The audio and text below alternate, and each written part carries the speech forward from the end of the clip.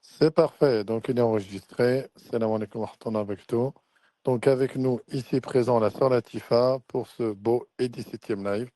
Je vais faire court et efficace et concis.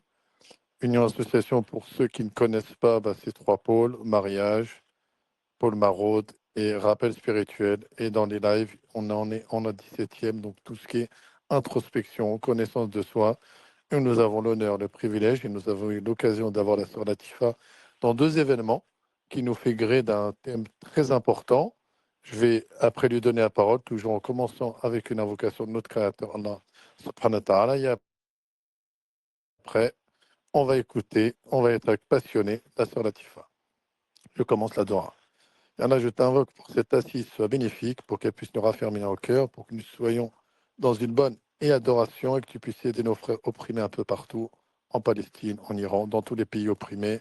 Tu puisses nous aider dans une bonne adoration saine où nous suivons le Coran et la Sunna pour aider nos frères et sœurs un peu opprimés, nous éloigner de la pauvreté, nous aider dans tout ce qui est licite et nous éloigner de tout ce qui est illicite, aider une association, aider la communauté dans tout projet noble licite, vous aider tous et tous pour qu'Allah nous rafferme, nous aide et nous accorde le plus haut degré de paradis et aide nos proches, qu'Allah permette le paradis à vos parents, à vos mères, à vos oncles, à toute la communauté, qui puisse nous aider, que nous avons une bonne et adoration constante et que le Coran soit notre guide et la sunna du prophète sallallahu alayhi wa sallam, et que puisse constamment être loin de la misère, de la pauvreté, qu'on soit constamment loin de l'orgueil, de la tentation et des mauvaises choses qui en éloignent. Amin, amin, aoubena, shalazim. Merci à toi, Latifa. Je te laisse te présenter et qu'on profite de cette intervention de qualité. Barakallahu fik, Mehdi. Salam alaikum à tous. Merci pour votre présence. Alors donc, je m'appelle, comme a dit Mehdi, le frère Mehdi, donc Latifa Bouafsi. Je suis psychothérapeute de formation et donc je pratique la psychothérapie actuellement en cabinet individuel. Je reçois donc des familles et des familles adultes, enfants, adolescents. Et en parallèle, je me suis prise de passion pour les neurosciences, en fait, les dernières découvertes en neurosciences sur le cerveau de l'enfant. C'est-à-dire qu'il y a à peu près une quinzaine d'années, on a découvert et on continue à découvrir le fonctionnement du cerveau de l'enfant pour pouvoir lui donner une éducation adaptée et ne plus faire comme on le faisait durant ces dernières décennies, lui apporter une éducation approximative ou seulement en utilisant son instinct. Aujourd'hui, on a des preuves scientifiques sur le fonctionnement du cerveau et comment nourrir sur ce cerveau à travers l'éducation pour que l'enfant puisse grandir de la meilleure des façons et réussir à la fois dans ses apprentissages, donc à la fois une réussite académique, réussite professionnelle, réussite relationnelle, réussite sociale de façon générale. Et là, ça va rejoindre un petit peu le thème d'une union association qui a un pôle mariage. Et c'est pour cela que je remercie Mehdi de m'inviter souvent à des événements pour le mariage parce que ça me permet d'évoquer un petit peu ce thème de comment fonctionne le cerveau dès la naissance pour qu'on puisse fabriquer, entre guillemets, des adultes bien dans leur peau, bien dans leur tête et faciliter une union équilibrée entre les êtres, entre la femme et l'homme. Et tout cela commence très très tôt, dès le ventre de la maman. Quand le bébé est déjà dans le ventre de la maman, il se passe déjà des choses et il faut être vigilant déjà à ce stade-là. Et c'est comme ça que je vais donc, j'introduis en fait cette intervention en disant que déjà dans le ventre de la mère et surtout dès la naissance, l'enfant construit son intelligence. À travers, à travers quoi? À travers des interactions de son environnement. C'est-à-dire que selon l'environnement dans lequel l'enfant va évoluer, va grandir, c'est ce qui va déterminer sa réussite future. Si ça va être un adulte équilibré, avec moins de séquelles entre guillemets liées à l'éducation, ce qu'on peut retrouver aujourd'hui malheureusement, cette problématique on la retrouve avant le mariage, parfois déjà même avant le mariage, il y a des adolescents qui sont mal dans leur peau, l'estime de soi qui manque, la confiance en soi. On se demande parfois d'où ça vient. Et c'est pas à 100% lié à l'éducation, mais il y a une grande partie de ce facteur éducatif qui rentre en jeu dans la construction de la confiance et de l'estime de soi. Et puis, parfois, quand la personne grandit, elle cherche, donc elle veut se mettre en couple, eh bien, il y a des problématiques. Alors, problématiques qui sont liées certainement à l'attachement, comment l'enfant a été aimé étant petit, comment il a été éduqué, et c'est ce qui détermine parfois la difficulté à trouver un partenaire ou une partenaire qui nous convient parce que il y a des carences et des manques, des incompréhensions dans notre propre personnalité, dans notre propre construction. Donc, c'est très important de savoir comment ça fonctionne dès la naissance et de pouvoir y remédier même à l'âge adulte. On vous rassure, les neurosciences ont découvert, chose qu'on ne savait pas il y a une quarantaine d'années, c'est que tout n'est pas irréversible. C'est-à-dire à l'âge adulte, à l'âge adulte, on peut réparer les choses qui n'ont pas été faites correctement dès la naissance. Donc ça, c'est plutôt un point positif. Donc si nous sommes donc des adultes et on constate qu'on a des soucis au niveau de notre estime de soi, de notre confiance en soi, et qu'on a du mal à rentrer dans une relation de couple, et on a du mal à aussi éduquer nos enfants, sachez qu'il n'est pas trop tard pour faire un travail sur soi et réparer dans son propre cerveau les choses qui n'ont pas pu être mises en place dès le début. Et donc, je disais, déjà dans le ventre de la mère, et surtout dès la naissance, l'enfant construit son intelligence. Et il faut savoir, c'est incroyable, une chose qu'on ne savait pas il y a une quinzaine d'années encore, c'est que dans le cerveau de l'enfant, il y a énormément de connexions au niveau des neurones. C'est vraiment le siège du cerveau où se fabrique l'intelligence de l'enfant. Et il faut savoir que Internet, au niveau de son réseau, au niveau des connexions du réseau Internet, les connexions entre ces pages web, il y a 100 000 milliards de connexions qui se font pour une page, ce qu'on appelle des hyperliens. Lorsqu'on consulte des pages web, il y a 100 000 milliards de connexions. Le cerveau d'un adulte, au niveau de ses neurones, au niveau des connexions, il y en a 3 fois plus. Donc le cerveau produit 3 fois plus de connexions que le réseau Internet mondial. Et l'enfant, dès la naissance, il en construit 10 fois plus. C'est-à-dire que les connexions dans le cerveau de l'enfant, on en trouve 1 million de milliards de connexions entre les neurones. C'est-à-dire que le cerveau de l'enfant, il est hyper actif dès sa naissance. C'est pour ça que c'est une période qu'il ne faut absolument pas négliger, et on souligne bien les 6 premières années. Les 6 premières années de l'enfance, c'est des années déterminantes pour construire l'adulte de demain. Comme je disais tout à l'heure, il n'est pas trop tard pour rattraper, mais si on fait bien les choses les 6 premières années, on peut être sûr qu'on n'aura pas grand-chose à rectifier plus tard si l'enfant rencontre des difficultés dans sa vie de tous les jours.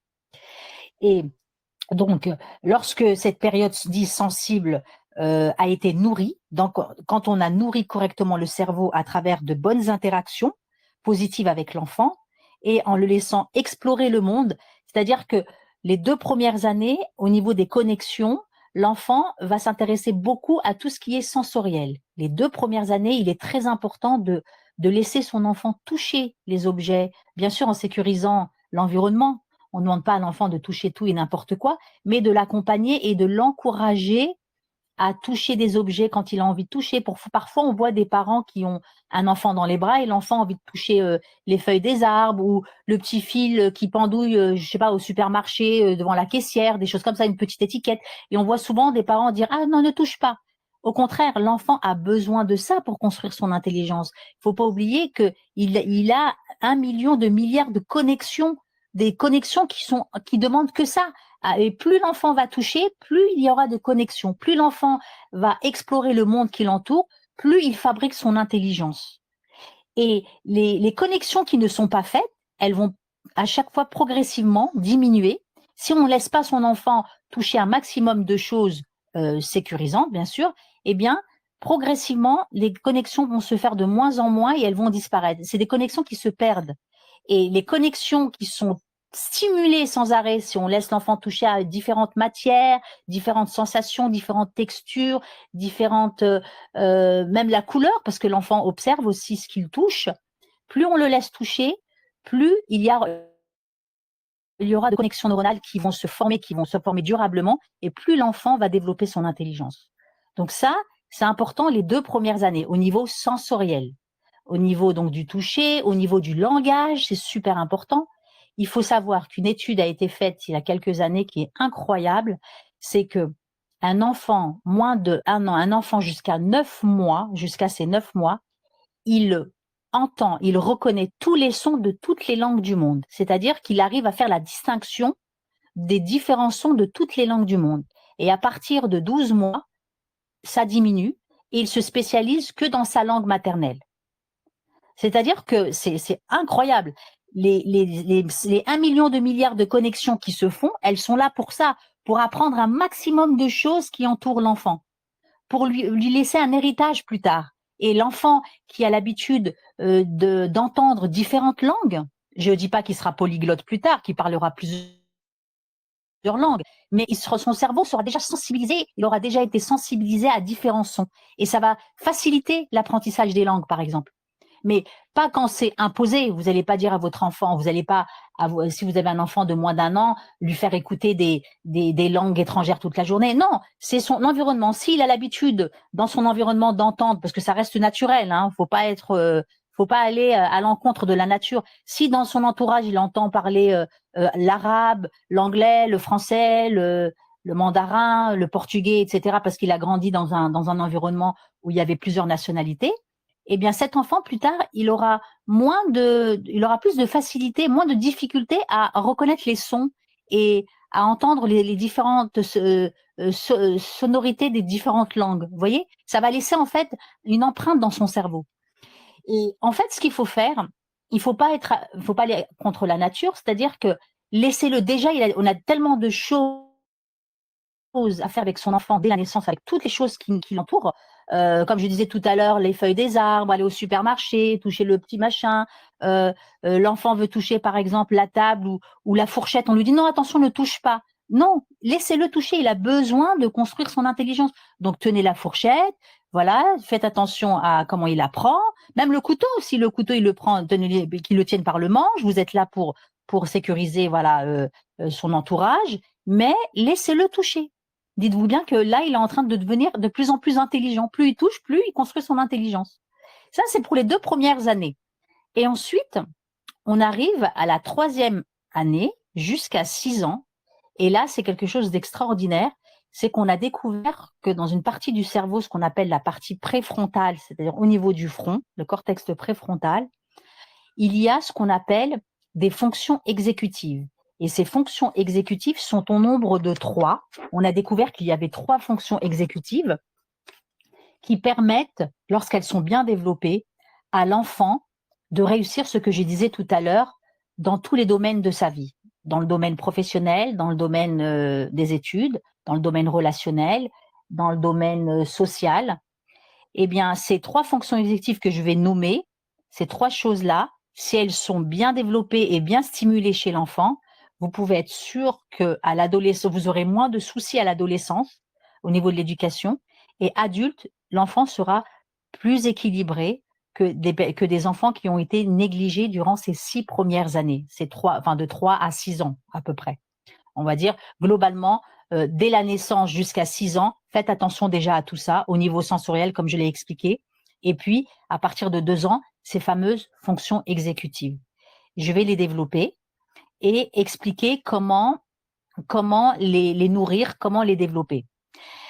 Juste, je voudrais rajouter une petite chose, c'est qu'on a tendance à croire que l'enfant naît comme une coquille vide, c'est comme une page vierge qu'il faut remplir. En fait, il ne faut pas se dire « je vais apprendre à mon enfant à faire des choses ». L'enfant, il n'a rien à apprendre. L'enfant, il est déjà prédisposé à apprendre. Le mécanisme de l'apprentissage, dans tous les domaines, il l'a déjà. Le mécanisme de l'apprentissage des langues, il a déjà. Dieu, subhanallah ta'ala, Dieu lui a donné déjà cette capacité d'apprendre, de marcher, de manger, de comprendre, d'évoluer dans le monde qui l'entoure. L'adulte est là simplement pour l'aider.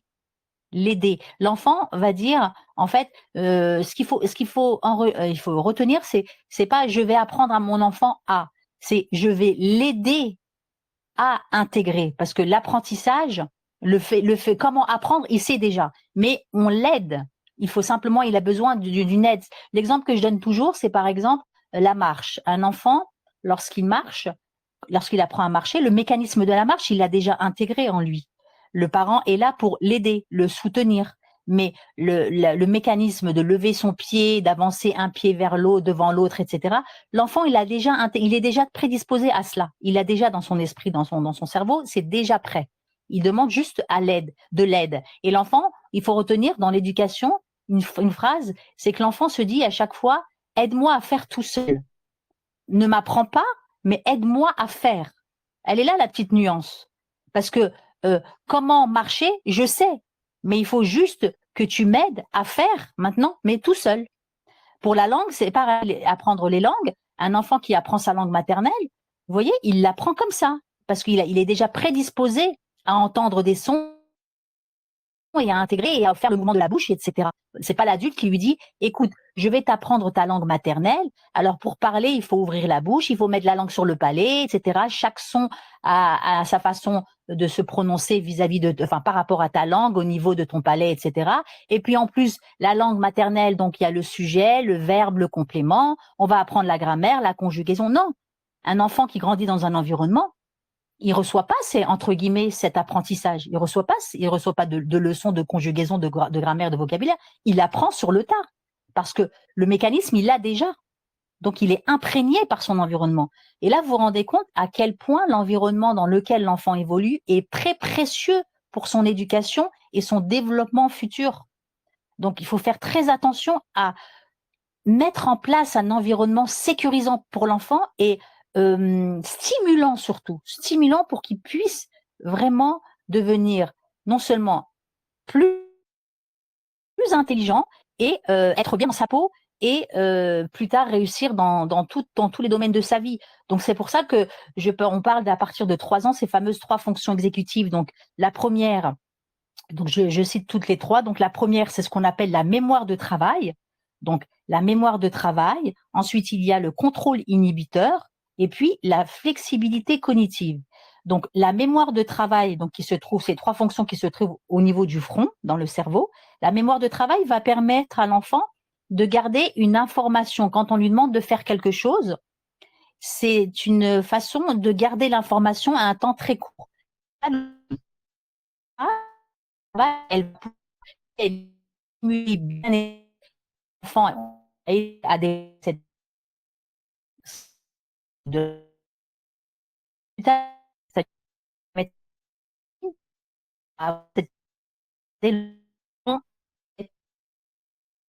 avant de l'inciter. Ce qui permet de contrôler les émotions et d'inhiber autour de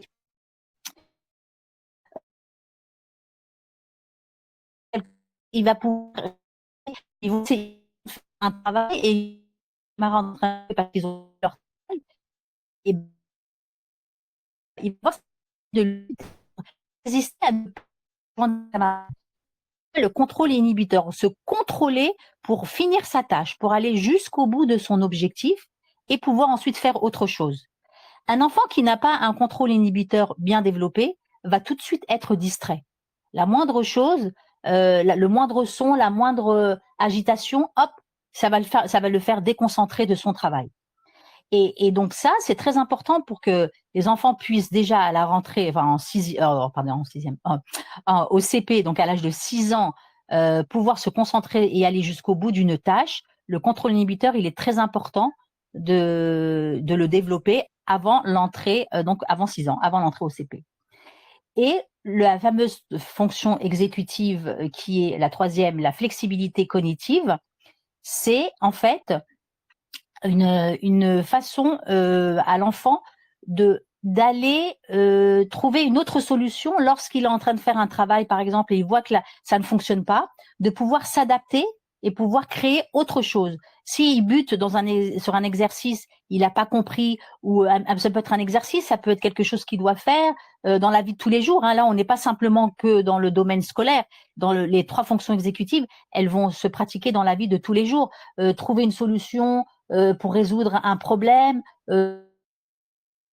pour gérer aussi ses émotions. C'est comme pour le contrôle inhibiteur. Donc, je vais différer ou je vais gérer mon émotion. Je vais trouver une solution à mon problème pour être moins triste.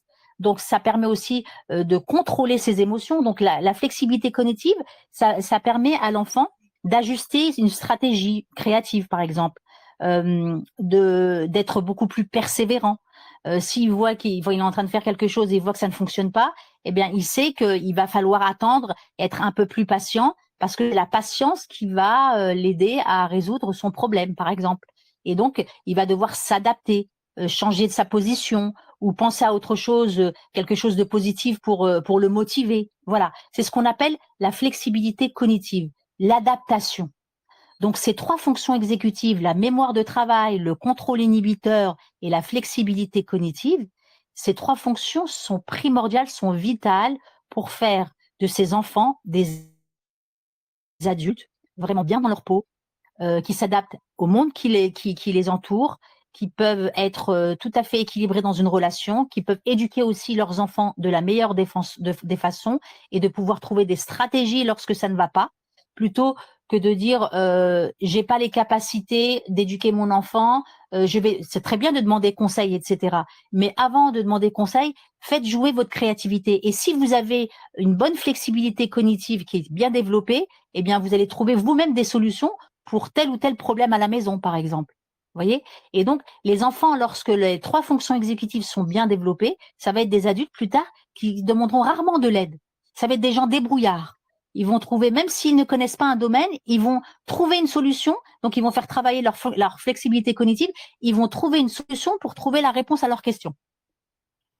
Voilà. Donc, ces 3 fonctions exécutives, des fois, on se dit, comment les développer? Et comme je disais tout à l'heure, rassurez-vous. J'emploie des mots assez compliqués, on parle de neurosciences, du cerveau, mais en fait, il n'y a rien de plus simple que de faire les choses naturellement. Allah, il nous a facilité les choses d'une façon incroyable. Les scientifiques parlent de grandes choses, mais en fait, quand on décortique tout ça, on enlève tout ce vernis, les choses sont très, très simples. Et on a découvert que pour développer à la perfection ces 3 fonctions exécutives, c'est de laisser les enfants à partir de 3 ans faire des tâches ménagères à la maison, tout simplement. Il n'y a pas besoin d'acheter du matériel qui coûte cher, d'être à côté de votre enfant pour lui dire aujourd'hui on va travailler la mémoire de travail, demain ce sera le contrôle inhibiteur, et ensuite la semaine prochaine on va travailler la flexibilité cognitive. Il n'y a rien de tout cela.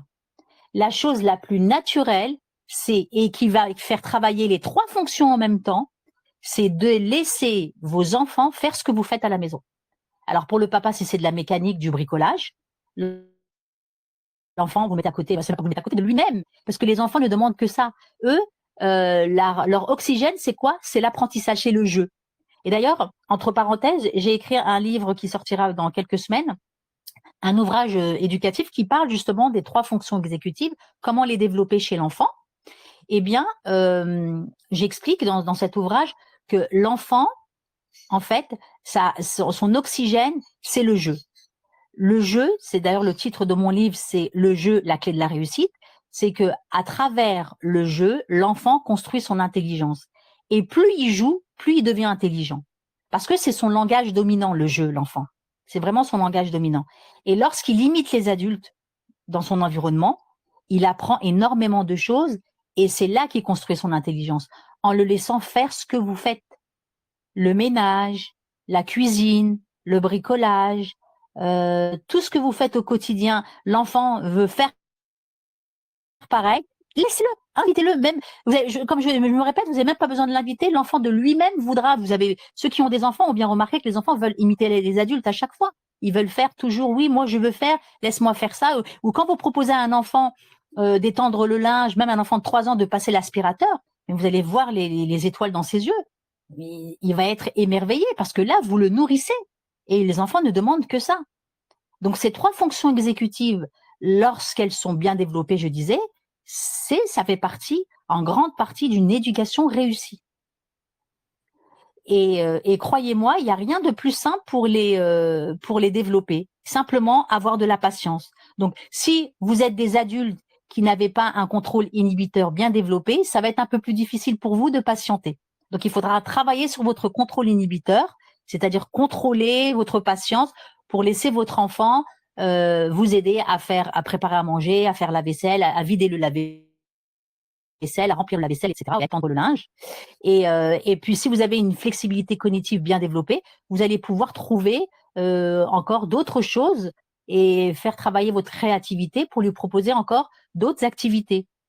Et puis, pour la mémoire de travail, vous avez aussi, si vous avez une bonne mémoire de travail, vous allez progressivement retenir, vous dire, voilà, je sais que mon enfant, vous allez observer ce qu'il fait tous les jours, vous allez observer qu'il va être bon dans tel ou tel domaine. Et vous allez pouvoir dire, ah ouais, là, en fait, j'ai remarqué qu'il a un très bon contrôle inhibiteur parce qu'il a beaucoup de patience quand quand il casse des œufs, par exemple, quand il sépare le blanc et le jaune, même à 4 ans, hein, laissez-les faire. Vous allez vous rendre compte, ou alors voilà qu'il a la patience d'aller jusqu'au bout de sa tâche, ou alors qu'il arrive à trouver des solutions quand il y a quelque chose qui ne fonctionne pas bien. Eh bien, vous allez voir qu'il va changer de stratégie. Et là, vous allez vous dire, ah oui. Et là, vous allez vous-même faire appel à votre mémoire de travail. Vous allez vous dire, ah oui, j'ai retenu que oui, la dernière fois, il avait du mal, mais aujourd'hui, il a réussi à aller jusqu'au bout, à trouver une stratégie pour aller jusqu'au bout de son objectif. Donc vous-même, en aidant votre enfant à développer ses fonctions exécutives, vous allez vous-même développer ou alors renforcer vos propres fonctions exécutives. Alors Dis-moi, ma l'intervention, soeur Latifa, oui. excuse-moi, j'ai 2 questions. Est-ce que j'attends la fin ou je te les pose tout de suite? Non, justement, là, j'allais dire que j'ai terminé parce que je ne vais pas m'étendre trop longtemps dans la théorie. Là, Mhm. j'ai parlé vraiment du principal et ensuite, j'attends les questions pour développer davantage s'il y a des questions. Parce que voilà, mon intervention, la présentation, elle est terminée, hein.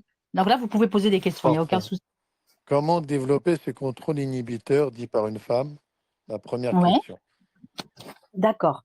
Alors, contrôle inhibiteur. Comment donc développer le contrôle inhibiteur? Alors ça, c'est une très bonne question parce que on se rend compte que les enfants ont tendance à couper la parole aux adultes et à couper la parole tout court aux autres enfants aussi.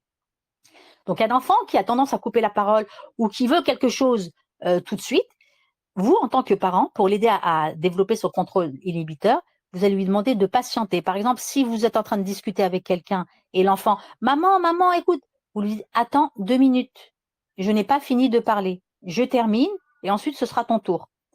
Vous différez l'attention. Et là, donc il va avoir du mal, il va gigoter, il va s'agiter. Et là, en même temps, ce qui va se passer, ce qui est formidable, c'est que non seulement ça va être dur pour lui, ça va être une souffrance, surtout s'il n'est pas habitué. Mais c'est très bien, laissez-le patienter. Terminez votre discussion et sans aller plus vite que d'habitude, hein. Vous terminez. Après, si votre enfant n'a pas l'habitude d'attendre très longtemps parce que ça va lui créer une frustration, bon, vous accélérez un petit peu pour revenir à lui. Puis la prochaine fois, vous ferez durer plus longtemps la discussion. Et c'est comme ça, petit à petit, qu'il va commencer à s'adapter à cette façon d'attendre son tour. Vous voyez? Donc, demandez-lui de ne pas couper la parole, d'attendre que vous ayez terminé de parler. Après, ça peut être, j'ai une maman qui faisait ça, c'était très bien, lors d'un anniversaire, même pas un anniversaire, je dis des bêtises, lors d'une invitation à la maison avec la famille, la maîtresse de maison pose des gâteaux ou des bonbons, hein, peu importe, sur la table. Donc l'enfant demande à sa maman, est-ce que je peux prendre un gâteau ou est-ce que je peux prendre un bonbon? Elle lui dit oui. Et donc il va se servir, elle dit oui, mais tu ne le mangeras pas tout de suite. Je te dirai, on va attendre, tu le mangeras dans une demi-heure ou tu le mangeras dans un quart d'heure. Et moi, je comprenais pas pourquoi elle faisait ça. Et j'ai compris ensuite par la suite. C'est que elle lui dit, OK, tu prends le bonbon, d'accord, mais voilà. Ou alors, si l'enfant n'a vraiment pas l'habitude, ben faites des petits jeux comme ça. Je te donne un bonbon, mais tu le mangeras pas, tu le mangeras plus tard. Et si un bonbon ou un gâteau, et si tu le manges dans 15 minutes, si tu attends 15 minutes, vous lui montrez à peu près avec la montre, hein, voilà, dans 15 minutes, si tu as attendu 15 minutes, eh ben, tu auras droit à un deuxième gâteau, par exemple. Mais entre guillemets, on évite les sucreries. Hein. Moi, je dis ça parce que voilà, c'est un exemple que j'ai eu là. Mais on va dire un gâteau fait maison. Voilà, des biscuits faits maison. On va rester soft. Si c'est des biscuits faits maison, voilà, vous lui dites, tu prends ce gâteau-là, mais tu le manges pas tout de suite. Et si tu réussis à patienter, à ce moment-là, tu auras droit à un deuxième. Voilà. Après, faites travailler votre créativité. Tout ce qui est en rapport avec la patience, faites travailler votre enfant sur ça, la patience. Aidez-le à patienter, quelle que soit la situation. Voilà. Au niveau du coupage de parole, entre guillemets, c'est un exemple qui m'est venu, c'est pour ça que je vous l'ai donné. Et puis le fait d'attendre de manger son gâteau, etc., en différé. Mais il y a plein d'autres scènes de la vie quotidienne que vous pouvez faire avec votre enfant, lui dire d'attendre, de patienter, quelle que soit la situation. Tu patientes 2 minutes. Et c'est comme ça qu'il va renforcer son contrôle inhibiteur. Et vous allez voir, ça va être plus tard des adultes qui vont être d'une patience incroyable. Et si les 3 fonctions exécutives sont bien développées, ça va être des personnes qui vont réussir, mais je vous assure, hein, des expériences ont été faites depuis de très très nombreuses années où on a suivi des enfants de 8 ans jusqu'à l'âge de 8 ans, même pas, pardon, je dis des bêtises, parce qu'ils ont commencé à 3 ans, ces enfants-là. Les enfants ont commencé à 3 ans, on les a suivis de 3 ans, les enfants qui ont grandi dans les tâches ménagères de 3 ans, 3-4 ans, comparé à d'autres enfants qui ont commencé les tâches ménagères à l'adolescence, les enfants qui ont commencé très tôt les tâches ménagères avaient de meilleurs résultats scolaires, avaient réussi dans leur vie professionnelle. On les a suivis jusqu'à l'âge adulte et on a constaté qu'effectivement, les 3 fonctions exécutives étaient bien développées parce qu'on les laissait tout faire dans la maison dès l'âge de 3 ans. Et c'est des adultes qui ont de la motivation, qui ne baissent pas facilement les bras, qui sont très patients, qui ont une excellente mémoire, qui savent où ils vont, qui sont créatifs, qui trouvent des solutions à leurs problèmes, qui sont pas là tous les 4 matins à se plaindre, à aller demander de l'aide parce que si, parce que ça. C'est parce qu'ils arrivent à trouver des solutions par eux-mêmes. Et c'est des adultes mais vous les voyez tout de suite, c'est des adultes qui ont réussi leur vie, clairement, dans leur relation avec leurs femmes, dans leur relation avec leurs enfants. Après, bien sûr, la perfection n'existe pas. Mais en tout cas, si on perçoit des défauts chez eux, ils seront nettement moins flagrants que des personnes qui n'ont pas des fonctions exécutives assez développées. C'est plutôt le chaos de leur côté. Vous voyez? Donc, les fonctions exécutives, si vous voulez les développer les 3, faites-leur faire des tâches ménagères ou les tâches que vous faites au quotidien. Parce que dans toutes ces activités-là, automatiquement, il y aura de la mémoire de travail, le contrôle inhibiteur et la flexibilité cognitive, donc la créativité, qui seront sollicités.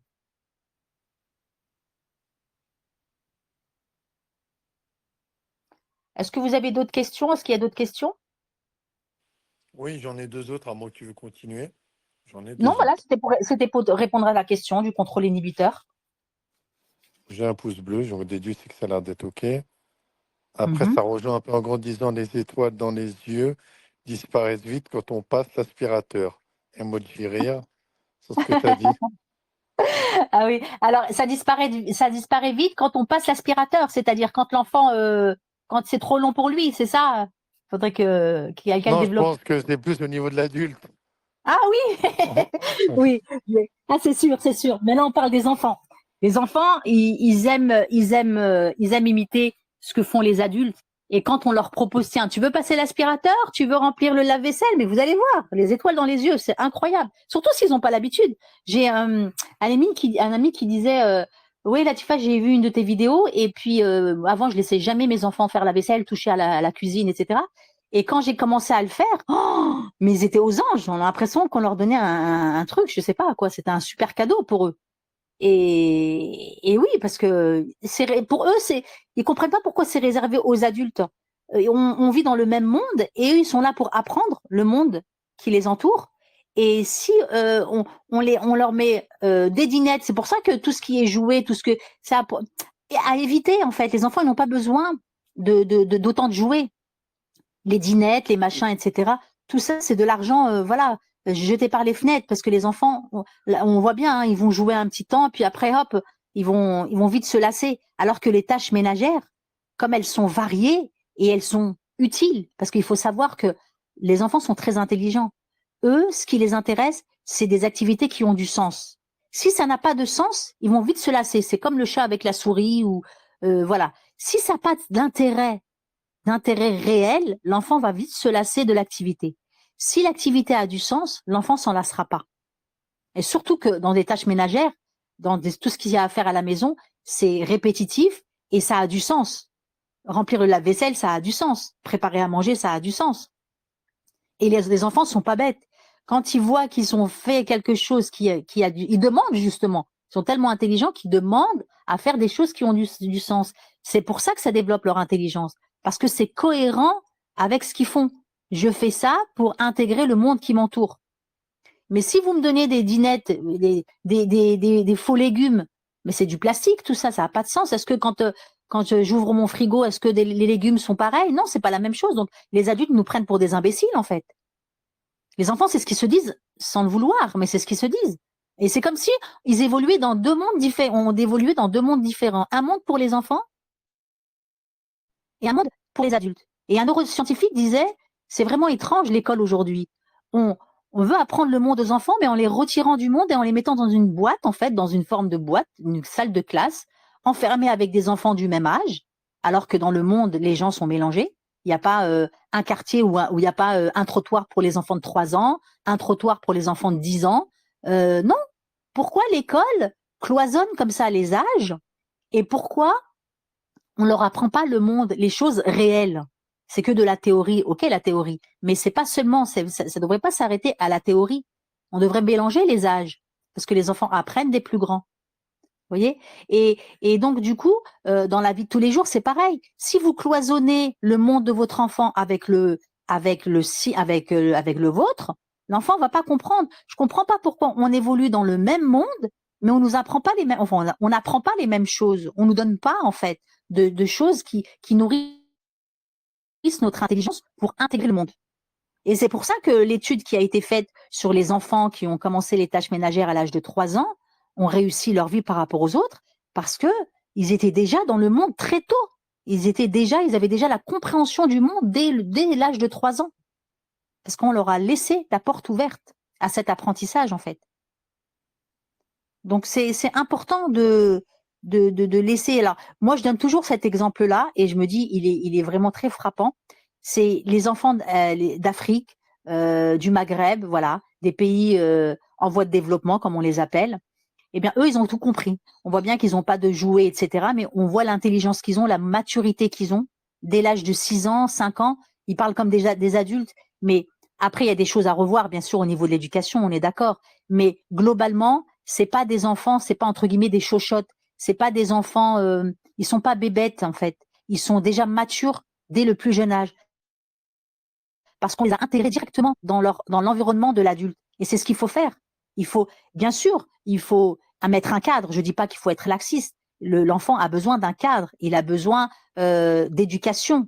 Mais l'éducation dans le sens où éduque-moi, mais de la bonne façon. Éduque-moi, d'accord, mets-moi des limites, mais laisse-moi apprendre les choses qui vous concernent vous.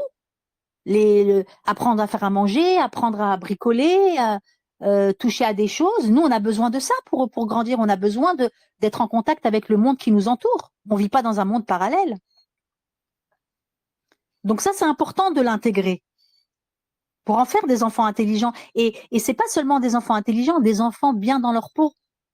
Et je ne parle pas, là, c'est peut-être pas le sujet de ce soir, mais il y aurait peut-être que ça vaudrait un autre live sur la maltraitance au niveau de l'éducation, la maltraitance invisible. Ça, c'est destructeur pour les enfants. Ce qu'on appelle la maltraitance invisible, c'est vraiment les cris, les adultes qui crient entre eux en présence des enfants.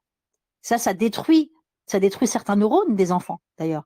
Non seulement ça détruit les neurones, ça les empêche de développer leur intelligence, mais plus tard, ça va développer des problèmes, des troubles psychologiques et des troubles de la personnalité. Des enfants dépressifs. Pourquoi? Parce que le stress, il est délétère. Le stress, il détruit des neurones. Les neurones qui sont au niveau du front, dont je vous avais parlé au début, eh bien, ces neurones-là, quand ils évoluent dans du stress, eh bien, ils sont détruits. Ils sont détruits et malheureusement, c'est pas irréversible. Plus tard, on peut essayer de rattraper, mais si on les rattrape pas, ils resteront détruits, ils vont pas évoluer. Et l'enfant, plus tard, ça va être un enfant qui aura un manque de confiance en lui, à l'âge adulte, mauvaise estime de lui-même, troubles de la personnalité, des crises d'angoisse, de l'anxiété, de la dépression, de la dissociation, les fameuses crises de possession qu'on peut voir aussi chez nous, chez les musulmans, et pas que chez les musulmans, un peu partout. Tout ça, c'est beaucoup lié à des troubles de la personnalité à cause d'une éducation malveillante. Et pas seulement d'ailleurs un psychiatre, un neuropsychiatre a découvert que les cris entre adultes étaient beaucoup plus délétères, destructeurs pour le cerveau de l'enfant que des cris envers l'enfant directement. L'enfant, quand il assiste à une scène de ménage, à un conflit entre les parents, mais violent, il aura plus des conséquences négatives que lorsque l'enfant s'adresse directement à lui. Donc ça, je me permets de te couper parce oui, qu'elle est en bien lien sûr. à ce que tu Oui. demandes à l'instant. Parce que là, j'ai déjà trié, j'ai 6 questions qui vont venir après. Par rapport à ce qu'elle dit sur ces troubles, comment on peut y remédier à l'âge adulte? Voilà la question. En lien avec ce que tu dis maintenant. Très bonne question. Alors, on a découvert également qu'on pouvait y remédier. Alors, grâce à un ingrédient, mais très simple, encore, alhamdoulilah, Dieu merci, toutes les solutions, elles sont naturelles et elles sont simples. Eh bien, il suffit, je vais répondre à la question, hein, mais il suffit de voir le comportement du prophète, alayhi salatu wassalam. Son comportement, c'est pour ça que c'est un exemple, lui-même, c'était un médicament, c'est une thérapie. Et pour y remédier, c'est simplement l'empathie. Il y a des enfants d'âge adulte, 20 ans, même 20 ans, 25 ans, qui ont vécu des séquelles, voilà, qui restent avec des séquelles parce qu'il y a eu des choses qui sont mal passées à l'enfance. Eh bien, si vous allez vers ces personnes-là, vers ces enfants à l'adolescence ou à l'âge adulte, et que vous êtes à l'écoute, vous avez beaucoup d'empathie pour eux, vous respectez leur histoire, et vous êtes dans la douceur, vous êtes dans la bienveillance, on a constaté que ça a reconnecté des neurones entre eux, que l'empathie, la douceur, la bienveillance réparait le cerveau progressivement. Ça va pas se faire du jour au lendemain, mais on observe, moi personnellement je l'ai testé sur un enfant, un jeune adulte, et on obtient des résultats. Ça prend du temps, mais les résultats sont là. Donc il faut pas baisser les bras, il y a toujours une solution. C'est la bienveillance, le bon comportement. Tout simplement. Et il y a même je crois que c'est aux États-Unis, ouais, ils ont fait une expérience sur des enfants à New York, des délinquants new-yorkais, des enfants âgés de 8 ans à 14 ans. Pareil, ils avaient des cours d'empathie, des séances d'empathie une fois par semaine. Et sur de nombreuses années, on a constaté une grande amélioration de leur comportement. Ils étaient très agressifs, etc. Et avec ces groupes de parole, de la bienveillance, du respect mutuel, du bon comportement, on a constaté que les enfants s'en étaient sortis, en fait, hein, sont sortis de la délinquance.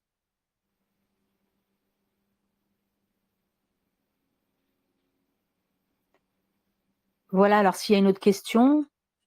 Oui, tu en as pas mal. D'accord, je vais les ai trié, donc là. Par contre, je tiens à féliciter pour cette question 2 qui est très intime. Voilà la question, je vais te la poser.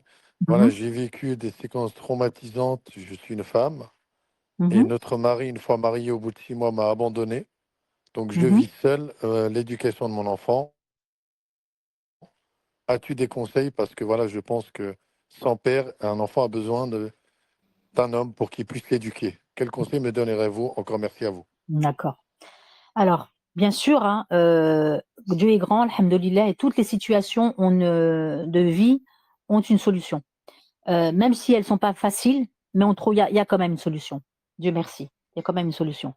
Les familles monoparentales, notamment la mère de façon générale, hein, c'est souvent la mère qui éduque son enfant seule.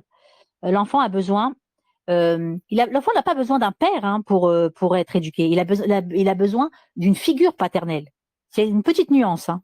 Il a besoin d'avoir une référence. Et la figure paternelle, elle peut être remplacée par un oncle, par un cousin, par un grand-père. Vous voyez, c'est pas nécessairement le papa. C'est bien, tant mieux si c'est le papa.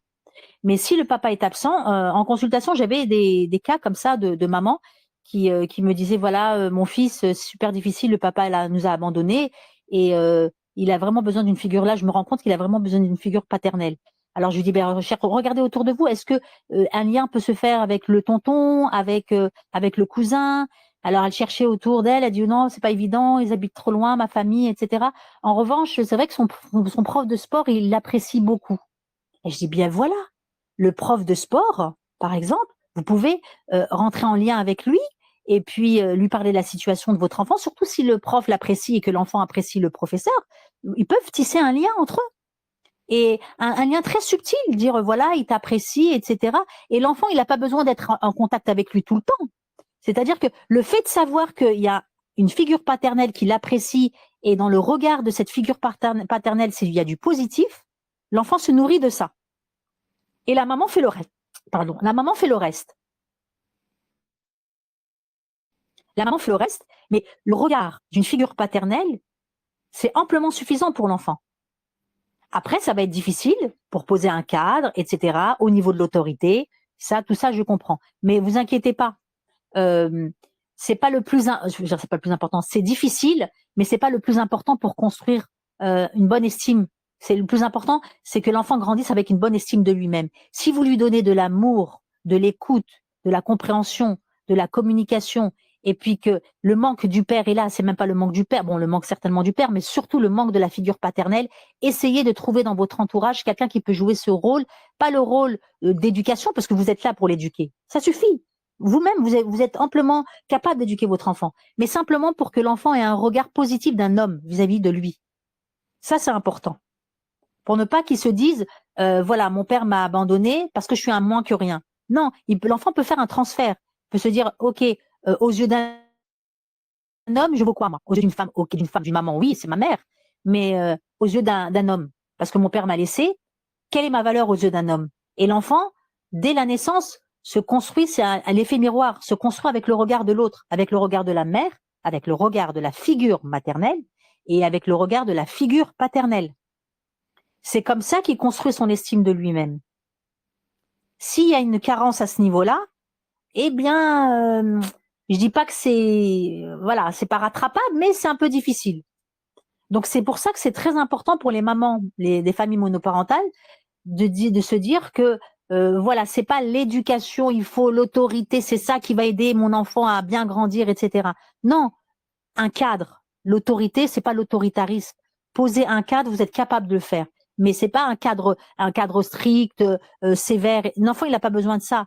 Allah, il a construit la fitra chez l'enfant. Tous les enfants, d'ailleurs, les neuroscientifiques ont découvert que tous les enfants du monde qui naissent, ils naissent avec les valeurs universelles, avec la bienveillance. Il n'y a aucun enfant qui naît méchant, qui naît pervers, etc., ou manipulateur. Tout ça, c'est l'environnement qui l'a construit, qui a construit cet enfant qui est devenu manipulateur, pervers, etc. Il y en a beaucoup qui disent, oui, mais les enfants sont cruels entre eux. Non, c'est pas les enfants qui sont cruels. Les enfants, si on les met dans un environnement sain, ça va être des anges. Et c'est pour ça que notre prophète, c'était notre référence pour mettre en place cet environnement sain, pour construire des hommes et des femmes saines et sains d'esprit. Donc, du coup, par rapport à la figure paternelle, trouvez quelqu'un de votre entourage qui puisse jouer ce rôle au niveau de l'image que l'enfant aura de sa propre personne à travers le regard de cet homme. Voilà, j'espère que j'ai répondu à la question. Oui, merci, Tadi. Merci. Très bien. Alors, on y va pour la autre question. Ah, voilà. Salam alaikum, je suis célibataire sans enfant dans la vie en général. Je suis très gentil, parfois trop, ce qui me donne du coup de la patience avec les enfants. Par contre, je crois qu'en l'importance de la figure du père, qui est craint et respecté, mais j'ai peur de ne pas l'être plus tard avec mes enfants, à cause de cette gentillesse et qu'ils en abusent. Alors, est-ce un problème aujourd'hui pour plus tard, ou est-ce le fait d'avoir des enfants nous fait changer automatiquement, donc je n'ai pas besoin de m'inquiéter de ça? Ah ben, c'est formidable.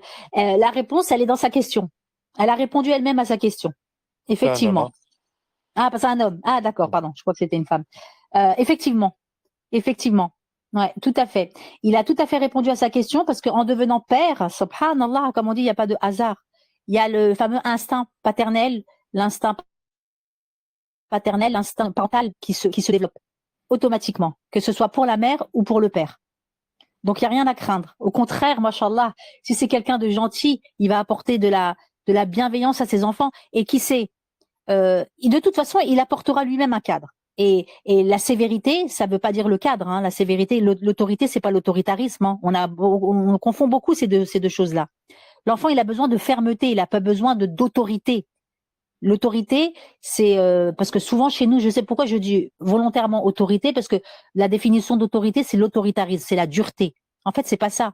C'est la fermeté. On confond fermeté et autorité. Donc voilà.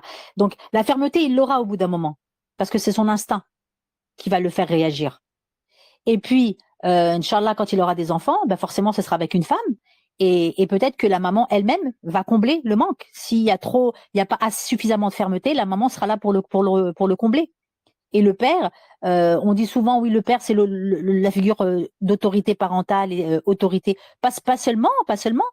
L'enfant, comme je dis, il a besoin de fermeté aussi bien du côté de la maman que du côté du papa. Tous les deux jouent le même rôle. Et la maman, c'est pas la définition de la maman, c'est pas la douceur, et le père, l'autorité. Ça fonctionne pas comme ça. C'est un mélange de Dieu nous a créés différents, avec une psychologie différente, mais il faut pas réduire ça à de l'autorité et à de la douceur.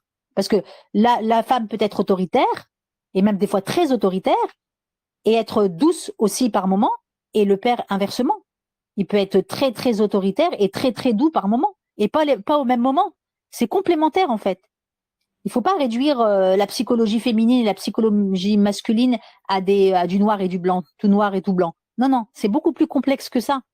Et en plus, ce qui est bien, c'est que l'homme et la femme sont complémentaires. On n'agit pas au même moment dans la même situation.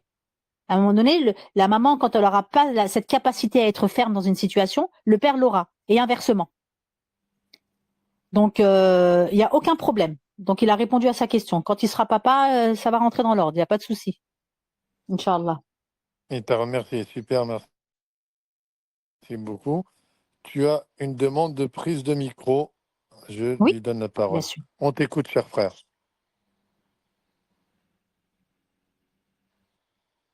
Tu m'entends? Tu peux parler, le frère. Hein. Assalamu alaikum. Alaykoum salam. En fait, j'ai une question, c'est par rapport aux parents divorcés, mais je crois que vous avez déjà répondu une partie. Mhm, Euh, on dit souvent que les enfants de parents divorcés, à un certain âge, ils commencent à devenir un peu perturbés. mhm, Et je voulais savoir un peu votre avis là-dessus. mhm. Mais je pense que vous avez déjà répondu une partie par rapport à la question de la sœur tout à l'heure. Ah oui, ouais, tout à fait. Et oui, effectivement, ça c'est une très bonne question aussi. C'est que des très bonnes questions de toute façon. Globalement, c'est alhamdoulilah. Vraiment, elles sont très pertinentes. C'est vrai, c'est une réalité. C'est vrai. Très souvent, les enfants de parents divorcés, les garçons comme les filles, hein, mais parfois plus les garçons, on constate que parfois ça bascule dans la délinquance, etc. Pourquoi? Parce que lorsque le père ne joue pas son rôle, la figure paternelle est absente. Malheureusement, les parents divorcés ont tendance à oublier qu'on ne divorce pas des enfants. On divorce de la compagne, de la femme, mais on ne divorce pas, ou inversement, la femme ne divorce pas, enfin en général les enfants sont avec la femme, mais le père ne divorce pas de ses enfants. Et la maman parfois se retrouve démunie parce que c'est un peu c'est la question qu'a posée la sœur, c'est que le père absent, donc on peut pas forcer le père à jouer son rôle de père. Eh bien, il faut faire comprendre déjà beaucoup communiquer avec l'enfant, lui dire la première chose qu'il faut lui dire, c'est que ok, ton père il est absent, etc. Mais ça veut pas dire qu'il t'aime pas. Et trouver des solutions, faire travailler sa fonction, la fonction par rapport aux fonctions exécutives, la flexibilité cognitive. Développez votre flexibilité cognitive en développant votre créativité. Essayez de faire comprendre à votre enfant que, pour les mamans, que le papa, c'est pas parce qu'il n'est pas disponible ou il a refait sa vie, il a d'autres enfants. C'est vrai que c'est super difficile, c'est frustrant, c'est très triste pour l'enfant. Mais faites comprendre à l'enfant que le papa, il va pas l'aimer moins que les autres. Et même si d'apparence, on voit qu'il gâte plus les autres, etc. Essayez de combler en disant, ne montrez pas. Allô? Oui, je suis là. Oui, d'accord. Je disais, on va dire, enjoliver la vérité pour l'enfant. Dites-lui que voilà, papa, non mais papa il t'aime, c'est parce que ceci, il a refait sa vie, c'est pas parce qu'il a refait sa vie qu'il t'a oublié, tu es son premier, et puis essayer de valoriser la première place, tu as été son premier dans sa vie. Le premier, c'est jamais comme le deuxième. On n'oublie jamais le premier enfant, comme on n'oublie jamais sa première voiture, comme on n'oublie jamais son premier jouet. Enfin, bref, jouez de votre créativité pour montrer à l'enfant que le côté positif. Niez pas le côté négatif. C'est vrai, parce que les enfants sont pas bêtes. C'est vrai qu'il est parti, c'est vrai qu'il a une autre famille, mais t'inquiète pas, au fond de lui, il ne t'oubliera jamais parce que tu es son premier. Et puis en même temps, voilà, valorisez l'enfant comme ça avec des mots et faites parler votre enfant, lui dire qu'est-ce qu'il ressent. Mais ayez ça dès le début. La communication, c'est super important pour que l'enfant puisse se livrer de lui-même quand ça va pas. Et c'est en se livrant que vous pouvez trouver des solutions et faire travailler votre flexibilité cognitive et trouver des solutions pour l'aider. Parce que s'il n'y a pas de communication dès le début, ça va être compliqué parce que vous n'allez pas pouvoir lire dans la tête de votre enfant. Et ça va s'exprimer comment? Par de la délinquance, par de la violence, parce qu'il n'y a pas eu cette connexion dès le début. Soyez dès le départ, Mais et là, donc, c'est jamais si trop j'ai tard bien compris, maintenant. Pardon? en fait, si j'ai bien compris, donc si le papa remplit son rôle, Ouais, euh, normalement, il n'y a pas de souci, quoi. exactement. Moi, j'ai beaucoup développé le côté négatif parce que c'est ce qui domine. Mais de l'autre côté, si le papa fait son rôle, mais il n'y a aucun problème. Mais je vous Parce assure, que au moi, contraire. personnellement, mes enfants, je les ai les vacances, un week-end sur deux. Voilà, Bon, là, pour l'instant, alhamdoulilah, ils sont épanouis. c'est super. Après, après, voilà, moi, Vous j'ai êtes, mon rôle, voilà, je joue mon rôle à 100%. Et c'est je les appelle tous les jours, je passe du temps avec eux au téléphone. c'est Donc, génial. ouais, C'est alhamdoulilah. génial. C'est génial, vraiment. Mais machallah, c'est très bien ce que vous faites. Parce qu'en fait, c'est ça. Si vous jouez, comme on dit, on divorce de la femme, mais on divorce pas des enfants. Vous n'avez pas divorcé de vos enfants. Et c'est ça qui est formidable. Bah Et au non, parce que contraire, si le divorce, comment? j'ai dit, il faut assumer son rôle quand même. Complètement. Et si le divorce a eu lieu, c'est que c'était nécessaire. Et au contraire, il vaut mieux divorcer quand on a des enfants et que ça va mal avec le parent, avec les parents entre eux quand ça va mal, parce que ça sera beaucoup plus nocif pour les enfants. Là, alhamdoulilah, chacun est de son côté. Donc déjà, ça préserve les enfants. Mais en plus, C'est ça. vous êtes là pour jouer le rôle. Mais ça veut dire que c'est tout bénef pour vos enfants. Ils récupèrent que le meilleur dans cette histoire. Mais en plus, moi, mon fils, bon, il est grand aujourd'hui, il a 15 ans. Il me l'a dit Mhm. lors du divorce, il m'a dit c'est mieux comme ça parce qu'il y avait trop de cris à la maison. Donc Voilà. pour lui, c'est mieux, quoi. Il se sent mieux. Exactement. Exactement. Et ben, c'est la Et ce que meilleure vous disiez solution. tout à l'heure, c'est que ça joue sur les fonctions cognitives, sur Tout une à fait. partie du cerveau. Et les cris, c'est nocif pour les adultes et les enfants. Exactement, aussi bien pour les uns que pour les autres. Et vous avez trouvé la bonne Donc, solution. barakallahu fik. Et comme je vous dis, c'est en tout cas, Wafika Baraka, mais en tout cas, c'est tout bénef pour les enfants. Vous avez réussi comme on dit, vous avez réussi votre divorce et dans l'éducation de vos enfants. Alhamdoulilah. Alhamdulillah, alors. Tant mieux, c'est Alhamdoulilah. positif. Ah ouais, vraiment, bravo. Continuez comme ça, car là, vous facilite. Amin, amin, barakallahu fik. Wafika Baraka. On a une sœur qui veut prendre la parole, si ça te va. Oui, bien sûr. On t'écoute, hein. On t'a donné le micro, hein, Damien.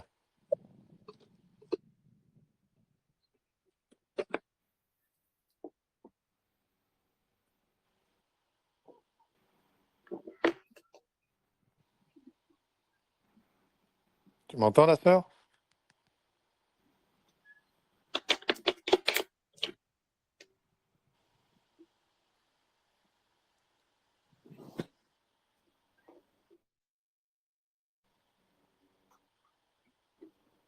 Tu veux que je pose par question, hein?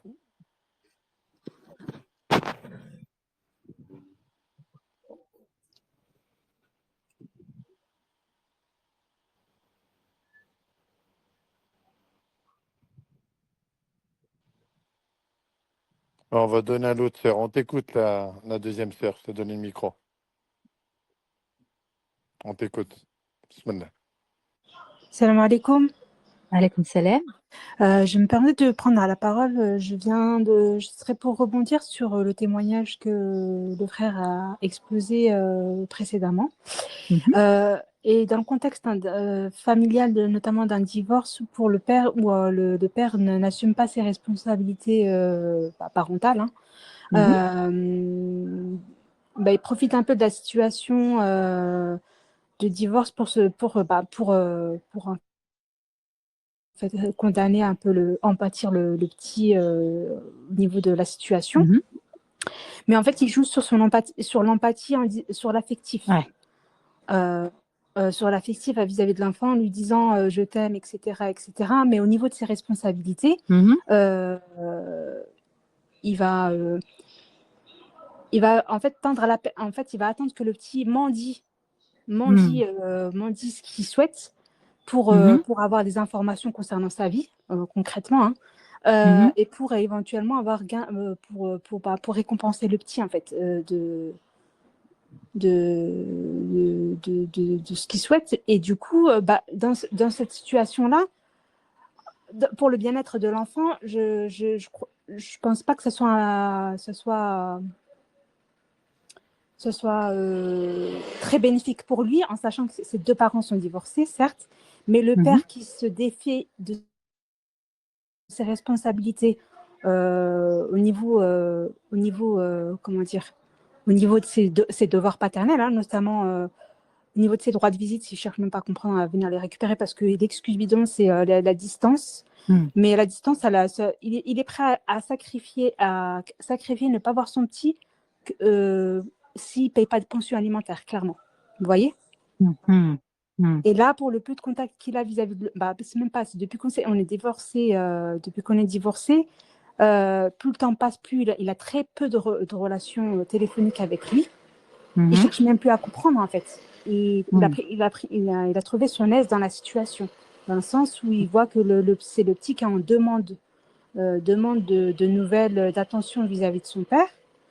Et du coup, j'ai l'impression qu'il abuse de ça. Et pour moi, on part dans une dépendance affective, vous voyez, en sachant que le petit, il a grandi dans un environnement équilibré, alhamdoulilah, il est épanoui psychologiquement, etc. Mais là, on va vers l'adolescence. J'ai pas envie de revoir, en fait, j'ai pas envie de voir cette emprise-là vis-à-vis de mon fils, vous voyez.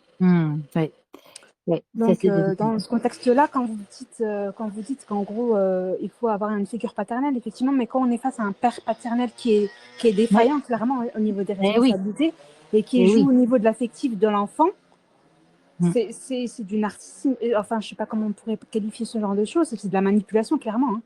Donc, comment gérer cette situation? Moi, à l'heure actuelle, j'ai vu la situation et je veux dire, juridiquement, j'ai fait appel à la justice qui m'ont dit qu'en gros, le père, s'il ne cherche même pas à comprendre après son fils, ça ne sert à rien de faire espérer un enfant. Et moi, à l'heure actuelle, en plus, c'est depuis qu'on est divorcés, j'ai la garde exclusive. Donc, en fait, j'ai envie de vous dire, là, les intentions valent par les actions, j'ai envie de vous dire, vous voyez? Bien sûr, bien sûr. Alors, quand je parlais, je reprends ce que vous disiez, figure paternelle. Quand je dis figure paternelle, c'est pas nécessairement le père. Quand l'enfant a besoin d'une figure paternelle, c'est pour ça que j'ai précisé. J'ai pas dit l'enfant a besoin du père. L'enfant n'a pas spécialement besoin du père. Il a besoin d'une figure paternelle. C'est ça, la différence, elle est là. La figure paternelle, un grand-père peut jouer la figure paternelle. Un tonton peut jouer la figure paternelle. Quand le père est défaillant. Je suis tout à fait d'accord avec vous. C'est comme ça que j'ai vécu jusqu'à présent. Suite au divorce, c'est comme ça qu'il a grandi dans un environnement avec une figure paternelle. Mais au niveau de la relation vis-à-vis de son père, pour le peu de relations qu'il a, le conditionnement, vous voyez ce que je veux dire? Comment préserver l'enfant? Et c'est pour ça qu'il y a des lois pour ça. Si le père il est défaillant et il est nocif pour l'enfant, il n'y a pas d'autre choix que de préserver l'enfant. Si il y a de la manipulation, la perversion narcissique, tout ça, c'est un terme très à la mode, c'est vrai. Parfois on l'emploie à tort, mais si vous avez clairement constaté de la manipulation, etc., et que l'enfant en souffre, c'est surtout ça le plus important. C'est pas votre interprétation, voir comment l'enfant le vit.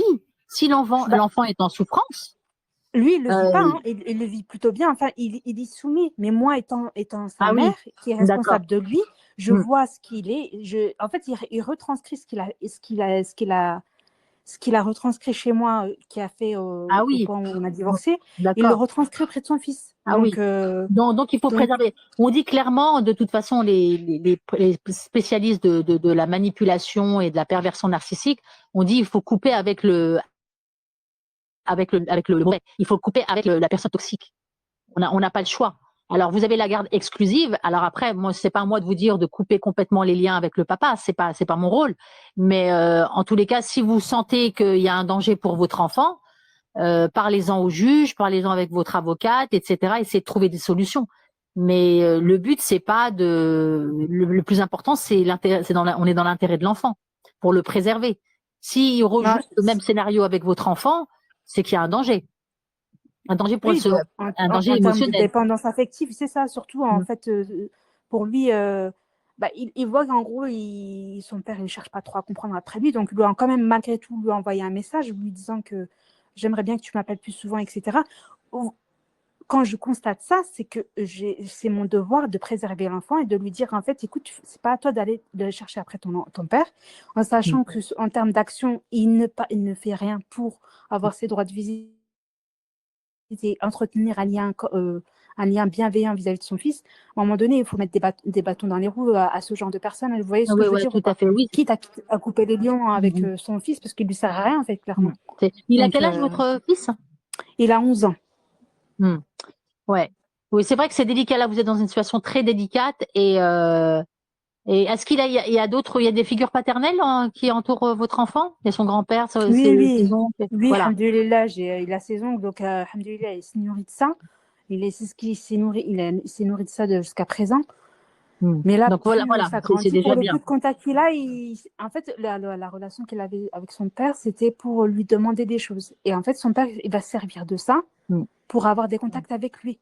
En fait, comme si, et en termes de cadrage vis-à-vis de cet enfant, même pour son équilibre, je me dois, je pense, moi, intérieurement, je me dois de le préserver de ça, parce que même quand il va grandir, il va trouver ça normal, et alors que c'est pas normal, quoi. Relationnellement parlant, c'est pas normal. Je comprends. Donc, c'est à vous de mettre des limites, et tout ça toujours, parce que l'enfant, en ne dénigrant pas le père constamment, parce que si on dénigre le père, l'enfant se sent dénigré, parce que c'est sa progéniture, vous voyez. C'est-à-dire que trouver toujours, comme je disais tout à l'heure, des façons d'expliquer les choses. Si vous voulez que votre enfant prenne si vous voulez mettre une distance entre votre enfant et son père, essayez de trouver une explication qui va faire en sorte que l'enfant ne va pas se sentir dénigré parce qu'on a dénigré son père. Vous comprenez ce que je dis? Oui, j'entends. Là, voilà. Dernièrement, j'ai mis un cadrage, je lui ai dit d'arrêter de le contacter pour le voilà, petit parce contact. que vous pouvez dire. Je me suis appuyée de la décision du justice, me disant que depuis juridiquement, il n'a jamais fait ses démarches. À l'heure actuelle, c'est que tant qu'il n'a pas fait ses démarches pour vouloir venir te voir, moi, j'ai aucun souci, c'est qu'on fasse les choses dans les règles, avec des actes et des règles, tout simplement. C'est pas je vais contacter mon fils parce que c'est mon fils, donc je peux faire ce que je veux. En fait, non. Parce que concrètement, à la fin, on se rend compte que c'est nous qui est sous emprise, parce que monsieur, c'est le père génétique de cet enfant. Vous voyez. Tout à fait. Oui, vous pouvez utiliser ça, et puis en disant que ton père, c'est pas qu'il t'aime pas, il t'aime, mais il n'est pas encore prêt. Alors vous pouvez utiliser le côté règles juridiques, où il y a des règles à respecter, mais ton père, il n'est pas encore prêt à les respecter. Mais ça ne veut pas dire qu'il t'aime pas. Voilà. Préservez votre enfant par rapport à ça. Vous voyez, vous pouvez mettre une distance. Mais ne dénigrez pas, ne dites pas il veut pas te voir, il est complètement, parce que l'enfant, comment il va l'interpréter? Il va dire mon père ne m'aime pas. S'il veut pas me voir, s'il respecte pas les règles, c'est qu'il ne m'aime pas. Donc mettez plutôt l'accent sur il vous aime, il t'aime, mais sauf c'est qu'il est tellement perturbé. Voilà, il est perturbé, il n'est pas encore stable, ou il est pas encore prêt. Voilà, faut lui laisser le temps de trouver une organisation pour qu'il puisse après venir respecter les règles. Voilà. Quelque chose dans ce genre-là. Après, vous faites à votre façon. Mais en tous les cas, ne dénigrez pas le côté affection. Même si vous le percevez comme ça, ne montrez pas ça à votre enfant. Parce que lui, c'est l'estime de lui-même qui va être impacté, de lui-même qui va être impacté par rapport au regard de son père qu'il a pour lui. Merci. J'essaie. Je pense qu'on va aller à la question d'après, vu qu'on a du monde, si ça ne gêne pas. Voilà. Merci, ma sœur. Il y a énormément de demandes de micro. Alors, Ça me permet... juste une question, Merci, ma sœur. Mehdi, alors à quelle heure on clôture les questions? C'est à toi de me dire. Ouais. J'ai Nader, il aimerait te poser, comme je t'avais évoqué que Nader était présent. D'accord. Et peut-être il va... On t'écoute, Nader. Hein. Ouais, après, je veux bien écouter Nader. Ouais, il n'y a pas de souci. Voilà.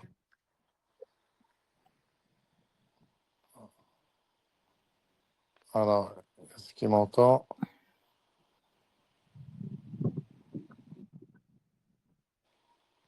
Tu peux parler, Nader. Hein.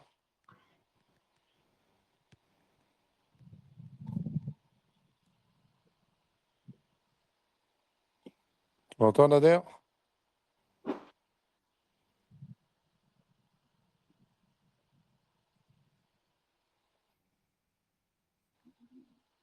Oh, attends, on avait d'autres demandes. Peut-être qu'il va m'envoyer un message. Mhm.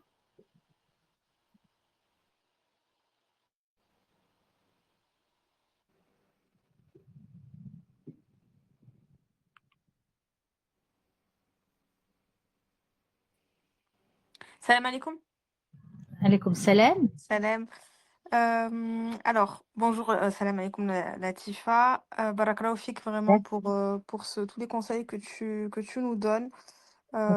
Déjà, c'est toujours un plaisir de t'écouter hein, parce que tu parles toujours de science, de biologie, mais toujours avec la référence à la religion, toujours et au comportement du prophète sallallahu alayhi wa sallam. Donc vraiment, merci beaucoup. Alors, moi, j'avais deux questions. Déjà, je voulais savoir, bon, on entend tout le temps hein, que la télévision, c'est déconseillé pour les enfants. Et je voulais savoir, est-ce que véritablement ça freine le développement de l'enfant ou pas? Et alors, ma deuxième question, c'est que mon fils, il a 3 ans et il s'ennuie vite, en fait. Il se lasse très rapidement de ses jouets. Moi, j'ai bien compris, hein, grâce au conseil que tu nous as donné, qu'il faut intégrer toujours la réalité dans le jeu. Mais là, en fait, il va y avoir 2 mois de vacances estivales. Donc, comment l'occuper? Comment l'occuper? Il a 3 ans, ouais. C'est la grande question, la grande peur des parents de se retrouver avec un enfant de moins de 6 ans, comment les occuper? Déjà, pour répondre à la première question, oui, alors il a été clairement démontré que les écrans étaient vraiment néfastes, trop à l'excès, hein, on est d'accord. Moi, je recommande pas d'écran du tout, même en fond sonore, pas d'écran avant 3 ans. Pas d'écran avant 3 ans parce que ça a été prouvé scientifiquement et moi, dans mon entourage, je l'observe avec des cas très concrets dans mon entourage où des enfants ont grandi avec les écrans et d'autres non avant 3 ans. On voit tout de suite la différence au niveau du retard de langage. C'est hallucinant. C'est gros comme une maison. Donc, pas d'écran avant 3 ans, clairement. Et après 3 ans, ok, les écrans, mais modérément et en présence avec l'enfant, si possible, se mettre avec l'enfant et puis interagir avec ce qu'il voit de temps en temps, et puis modérément. Mais à vous de voir, mais modérément 20 minutes dans la journée, un petit dessin animé et puis interagir et puis proposer autre chose. Après, pour votre question, comment les occuper, ben, c'est la grande question, hein, mais en fait, on a toujours peur que l'enfant s'ennuie. Non, l'enfant, pareil, si vous savez pas quoi, vous proposez des activités, vous savez pas quoi proposer comme activité, eh ben, invitez votre enfant à faire ce que vous faites. Et c'est vrai que là, il faudra de la patience, il faudra développer votre contrôle inhibiteur, enfin, mettre en action votre contrôle inhibiteur parce que il faut beaucoup de patience pour intégrer nos enfants dans nos activités du quotidien. Parce qu'on veut faire vite, parce que c'est mal fait si l'enfant le fait, etc. Mais lâcher prise, c'est le lâcher prise qui est pas facile pour les parents. Donc, lâcher prise, ça va permettre à l'enfant de trouver lui-même un sens à ce qu'il va faire et puis à s'occuper lui-même. Et le plus gros défi des parents, c'est ça, c'est de laisser faire les choses tranquillement. Prenez exemple, comme je disais tout à l'heure, des enfants du bled. Les enfants du bled, les parents se posent même pas la question. Qu'est-ce qu'ils vont faire? Comment les occuper? Parce qu'ils les laissent évoluer à leur rythme et découvrir le monde tel qu'il se présente. Et les enfants, ben, ils sont pas morts, hein. Ils ont pas tous des bras cassés, ils ont pas tous le cerveau explosé. Non, ils sont en bonne santé, ces enfants. Vous voyez? Donc, moi, je vous dirais tout simplement, prenez exemple sur les enfants, les parents qui éduquent leurs enfants au bled, avec le bon côté, bien évidemment. On sait très bien hein, qu'il y a des choses à revoir, mais à ce niveau-là, au niveau des activités, ne vous prenez pas la tête. Un enfant, vous inquiétez pas. C'est pas parce qu'il fait rien qui va être moins intelligent etc. Si vous voulez éviter de le mettre trop devant la télé, bah à ce moment-là, bah laissez-le mettre un peu le bazar dans la maison. Vous rangerez plus tard, c'est pas grave. C'est pas grave. Prenez sur vous en fait. C'est sûr. C'est ça surtout. Voilà. Barakallahu fik, merci beaucoup. Je t'en prie. Alors, attends, normalement, Nader, là, tu as le micro. Tu nous entends? On t'écoute, Nader.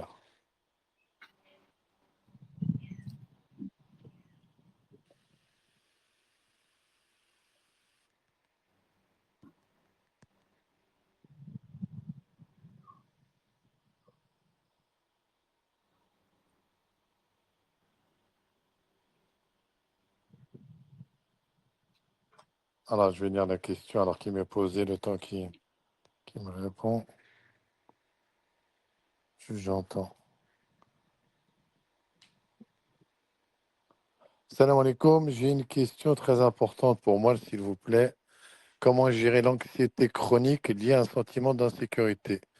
Une tendance à facilement s'apeurer lorsqu'il s'agit du négatif qui pourrait arriver, par exemple, avoir peur de mal éduquer son enfant parce qu'on tombe malade d'un cancer car on mange sucré parfois, crainte de mal nourrir son cerveau, etc. Et toutes sortes de traumatisations anticipatoires comme s'il fallait être en vigilance et dans la maîtrise.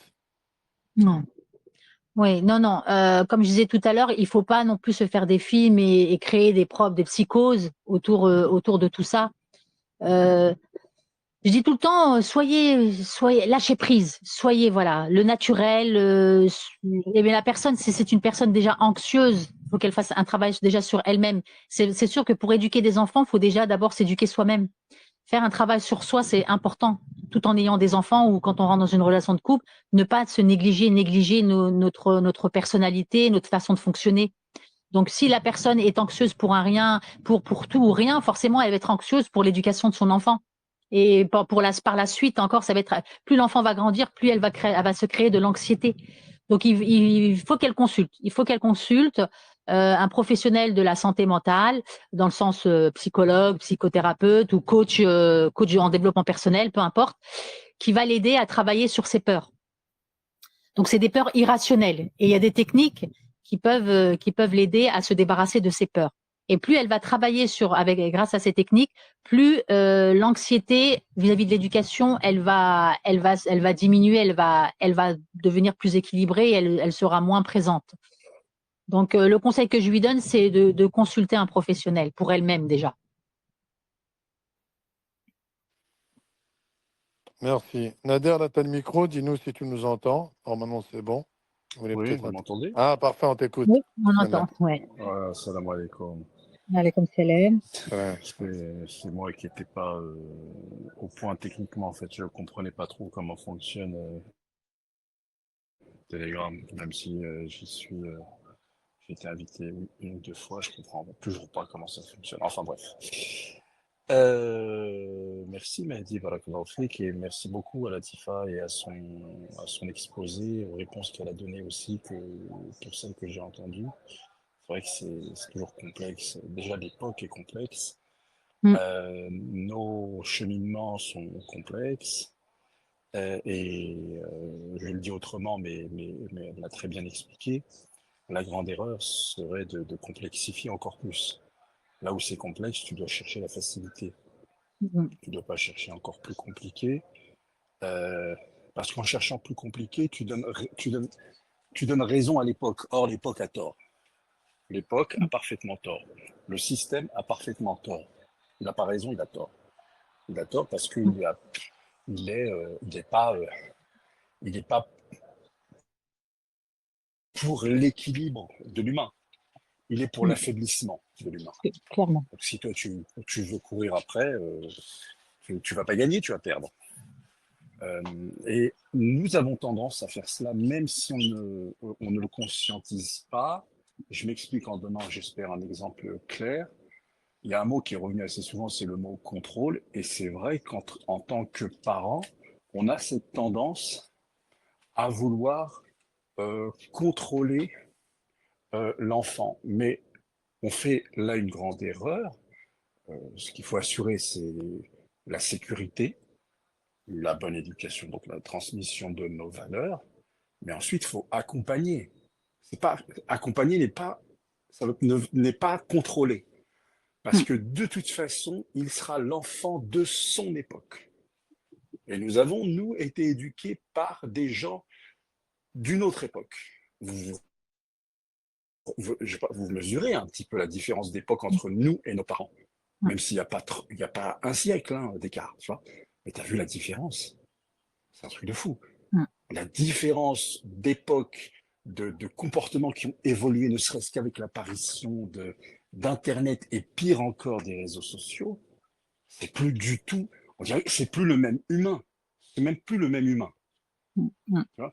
Donc imagine que tes enfants, ce seront les enfants de, j'imagine un peu le truc, ChatGPT plus. Toi, ça évolue de toute façon. Et de toute façon, ils seront là-dedans. Maintenant, ce qui t'appartient en tant que parent, c'est de transmettre ce qui ne change pas si tu ne veux pas qu'il change, à savoir, non pas les biens matériels, mais les valeurs. Les valeurs. C'est ça l'héritage principal. Tu sais, tu peux lui laisser en héritage une maison, il peut dilapider le truc et ça n'existe plus. Tu lui laisses en héritage des valeurs solides, celles transmises par ceux qui ont reçu et le cœur qu'il fallait pour recevoir les paroles qu'il fallait, et ensuite faire les actions qu'il fallait. Si tu leur transmets cela, tu leur fais en réalité et le plus beau cadeau du monde, mais tu auras fait ton devoir. Tu auras fait ton devoir. Ton devoir principal pour moi, c'est celui-là. Et si tu cherches à contrôler, eh ben, tu vas te rendre compte que tu vas juste, toi, souffrir et perdre. Parce que tu ne dois pas les empêcher de prendre leur envol. Tu ne dois pas les empêcher de prendre quelques risques. Quelques risques calculés, bien sûr, mais avec les valeurs que tu leur auras transmises, ils sauront, eux-mêmes, ils ont un instinct de survie, ils n'ont pas envie de mourir, donc ils sauront où aller, quand y aller, et parfois ils feront quelques erreurs, et heureusement qu'ils en feront. Tu vois. Mais si tu cherches à les couver absolument, à contrôler absolument, tu risques de les empêcher d'être forts dans l'époque qui sera la leur, qu'ils le veuillent ou non. Voilà, mais je suis à l'écoute et encore merci à Mehdi et merci beaucoup à Latifa. Merci à toi d'être venu me faire l'invité surprise. Encore merci. Ouais, Barakallahu Fik, c'était une réflexion et une intervention très pertinente. Merci beaucoup. Merci beaucoup, Nader. Merci. Tu veux que je te laisse continuer ou je te pose la dernière question qui a été posée dans le chat que j'ai? Alors, il y a une dernière question, c'est ça? Oui, il y a une question. Ouais. D'accord. Je vais la prendre. Allez, salam alaikum. J'aurais également une question. Quand l'ex de Marie est présent auprès de ses enfants ados, mais pas investi dans le côté éducatif, car il veut être, entre guillemets, l'ami, plus que le père, comment gérer le fait que l'on doit être la figure d'autorité quand on aimerait être dans la douceur? Point d'interrogation. Ça peut être épuisant, surtout à l'adolescence. 3 petits points. A-t-elle des conseils? Oui. En fait, c'est une question très, très large et qui demande beaucoup de réflexion. C'est pas évident. Alors déjà, alhamdoulilah, le père est présent. Après, c'est vrai que s'il joue le rôle d'ami, il y a déjà quelque chose de positif, c'est qu'il y a la présence du père. Donc ça, c'est quand même pas à négliger. Et puis certes, effectivement, c'est pas facile en tant que maman de jouer les deux rôles, de faire un peu… on joue les deux rôles, mais de jouer les deux rôles constamment, c'est ça qui est épuisant. Je dirais malheureusement, elle n'aura pas d'autre choix que de continuer comme ça et d'en parler peut-être au papa. La communication, c'est important. D'expliquer au papa ce qu'elle apprend, ce qu'elle entend. Cette intervention-là aujourd'hui, ça sert à ça, à transmettre aussi ce message aux parents qui n'est pas présent. Lui dire effectivement, voilà ce qu'on a découvert et mettre à l'appui des exemples du prophète sallam qui sont extraordinaires parce que les neurosciences nous expliquent des choses, nous découvrent des choses que le prophète faisait déjà il y a plus de 1400 ans. Et donc revenir à ça et refaire du rappel à son conjoint et lui dire c'est pour l'intérêt des enfants. Donc il faut qu'il y mette un peu du sien. Sans cesse répéter et puis continuer à faire ce qu'elle fait. C'est épuisant certes, mais elle n'a pas le choix et inviter le parent à prendre conscience de son rôle en donnant des exemples des exemples scientifiques et des exemples surtout religieux, puisque ça se rejoint automatiquement. Merci, je te laisse continuer au moment que tu étais vers… Voilà, enfin, il n'y a pas d'autres questions? Pour l'heure… Ah, il y a une demande de prise de micro. On t'écoute les frères. Exact, on t'écoute les frères. Salam alaikum. Alaikum salam. Ma sœur Latifa, tu vois, le sujet, il est très intéressant sur les neurosciences concernant l'éducation des enfants. Ma question, elle est, tu vois, elle est celle-là. On sait que les neurosciences, comme vous l'avez dit, a été aussi, on va dire, l'émergence de cette neuroscience au temps du prophète sallallahu alayhi wa sallam. Il y a déjà eu cette éducation qui était les prémices à l'avance de ce que les neurosciences ont découvert qu'aujourd'hui. Maintenant, moi, ma question, c'est aujourd'hui, on est dans un système éducatif concurrentiel dans la vision européenne. Comment appliquer cette neuroscience à nos enfants, sachant qu'ils seront aussi dans un système concurrentiel par la même occasion? Comment éviter ces dommages-là dans la transmission des connaissances, sachant que la connaissance spirituelle, les neurosciences, c'est bien adapté, mais les autres types on va dire, de pédagogie des matières, on va dire, intellectuelles, c'est pas le cas ici dans la vision européenne, alors qu'il y a d'autres pays qui utilisent le système de Montessori et d'autres on va dire, une éducation plus utile pour l'humain que certains pays européens ne le font pas aujourd'hui, voire ne l'utilisent même pas du tout. Exactement. Là, comme disait le frère Nader, on est dans un système mais complètement chaotique, qui est pas du tout adapté à l'humain. Et la découverte des neurosciences, qui se rapproche, notre enseignement en tant que musulman, plus on avance, plus ça se rejoint de plus en plus. C'est ce qu'il faut appliquer. Vous avez parlé de concurrentiel, vous avez nommé Montessori. Montessori, après, il y a une mode chaque année, enfin toutes les décennies, il y a une forme de nouvelle éducation, mais tout ça, en fait, quand on creuse bien toutes ces nouvelles pédagogies alternatives, elles ont toutes la même base. C'est la base de ce qu'on a découvert en neurosciences.